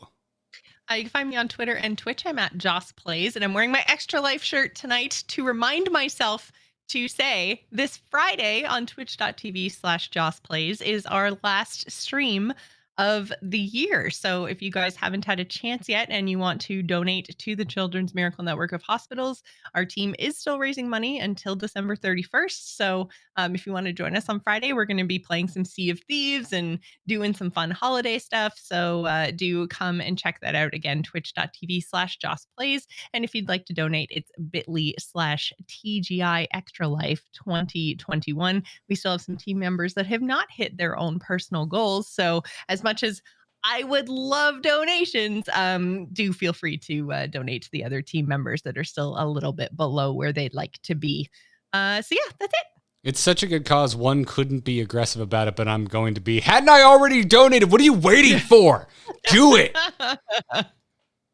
So aggressive. Add the greens. I'm like, please. Garrett's like, get in there. We're going to good cop, bad cop this. It's for the children. Like Wu-Tang. Exactly. We've said this before. Where can folks find you? Is it weird that we've said this before? You don't have to answer. That's a rhetorical question. You can find me don't find me. Go to bit.ly/TGI Extra Life 2021. Go donate to Joss's friends because Joss is too popular already. And her friends are jealous and impressed. And you want to just have them be impressed. So go donate. But also, if you're looking for me instead for some reason, you can find me at twitter.com/ridiculoushat. That is the hub of my air quotes content. But also, I'm on multiple other Hearthstone podcasts because I make poor decisions with my time, but also like talking to my other friends about Hearthstone in different ways. Over at coinandconcede.com, we make the competitive side of the game more accessible to you. Tournament focus, educational focus. It's a good time. And then Vicious Syndicate, we take a data-driven look at the standard metagame over at vicioussyndicate.com. Garrett, where can people find you besides Florida parking lot with the baby blue, sky blue, whatever? Don't you dare say baby blue. It's nitrous blue. I don't know what kind of blue it is. I don't remember. Nitrous blue. It is literally the paint code color. If you go to Ford and you want this color, it's nitrous blue.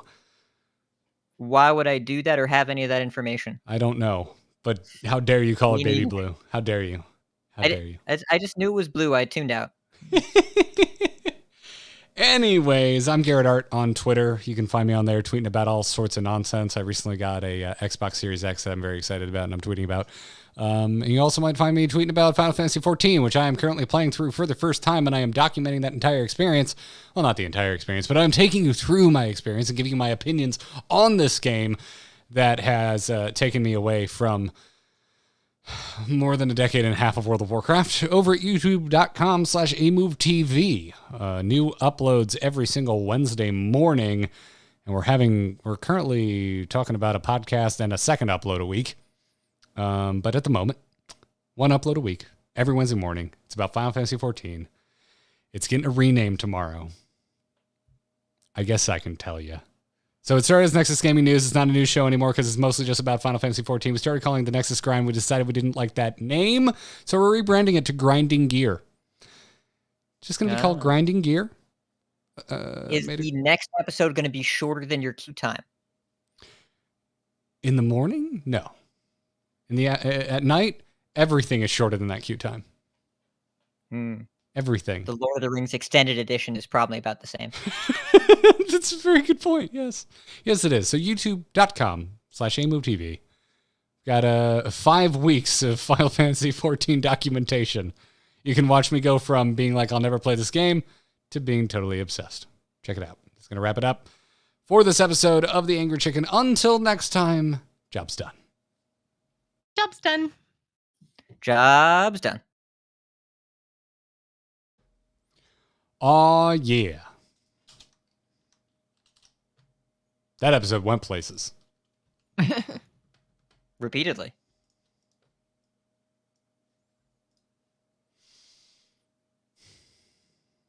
Thanks for hanging, chat.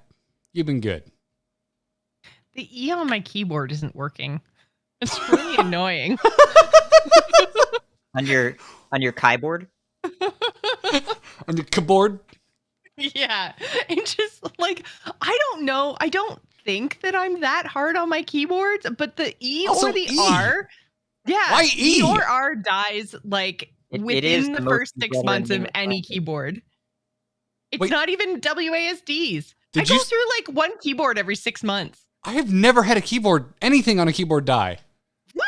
Oh What my is- God. I just, what do you do to your I murder keyboards? them. What? I'm with Garrett. What are you doing? to And these I still smack my keyboard. By the way, not for games, Photoshop bugs. Photoshop bugs make me go, what the f-, and smack the keyboard. And it's fine. I don't rage. I just type. I don't do know. rage and I it don't still even works. Yeah, I don't even use the E and the R for anything really of like note. Like I definitely pound on my WASD way harder. And my space? Well, you My got to stop shift? taking your keyboard to Pound Town. I don't know what I did. What are you I doing? did. Oh man. No, like I mean, so this one I have now is Red Dragon. I've used Razer. I've used Corsair. I've used I blow through them. I guess I just have super fingers. I don't know. Yeah, this sounds like a modern version of Seinfeld, where instead of the manhand episode, it's like, yeah, I'm dating this girl and she just keeps breaking keyboards. What is the deal? And she visits George's house, and she breaks. What's the key that she would break? Oh, she uses the keyboard and breaks a key, and George She obsesses breaks the over key, this. so he sends an awkward email because he doesn't realize he's missing a letter. There you And he go. typed some bad word that he didn't realize till afterwards. And they meet after. It was the keyboard. It was the keyboard. And then cut to credits. Yeah, that's it right there. And Kramer knows a guy that sells like black market keyboard switches, but repairing it shorts the whole thing out and trips a breaker in the apartment or something at like 2 a.m. There's a lot here. There's a lot here. We just did it. We did it. We wrote a Seinfeld episode, everybody. I'm a Jew living in New York. My life is a Seinfeld episode. Yeah, we just wrote an episode of Millennial Seinfeld.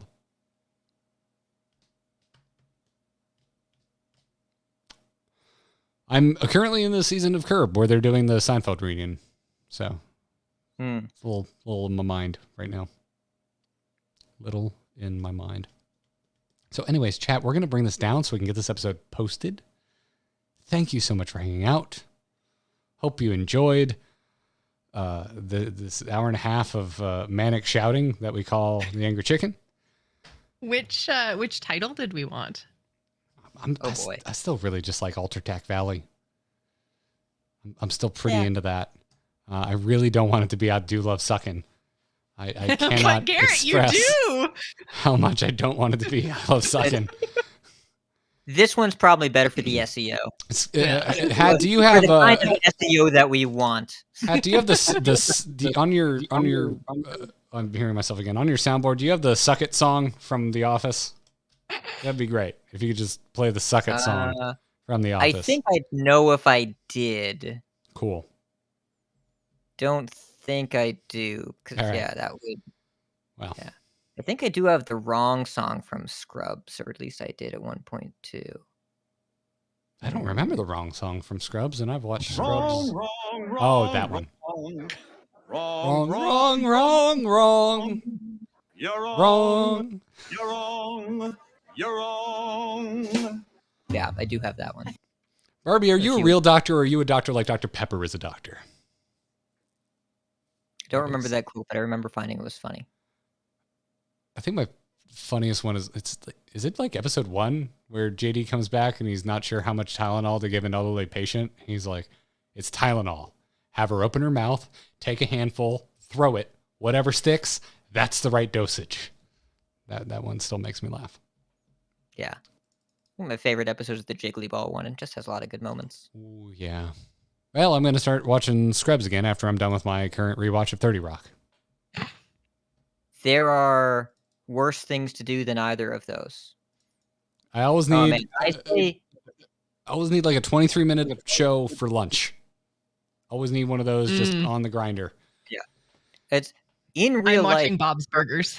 Oh, that's one of them. great. That's one of them that we work through. But that one, because they're still making new episodes, we just wait until the new season. And then that's, a 12, 14 week lunch. Well, 14, whatever. You get the idea. Yeah.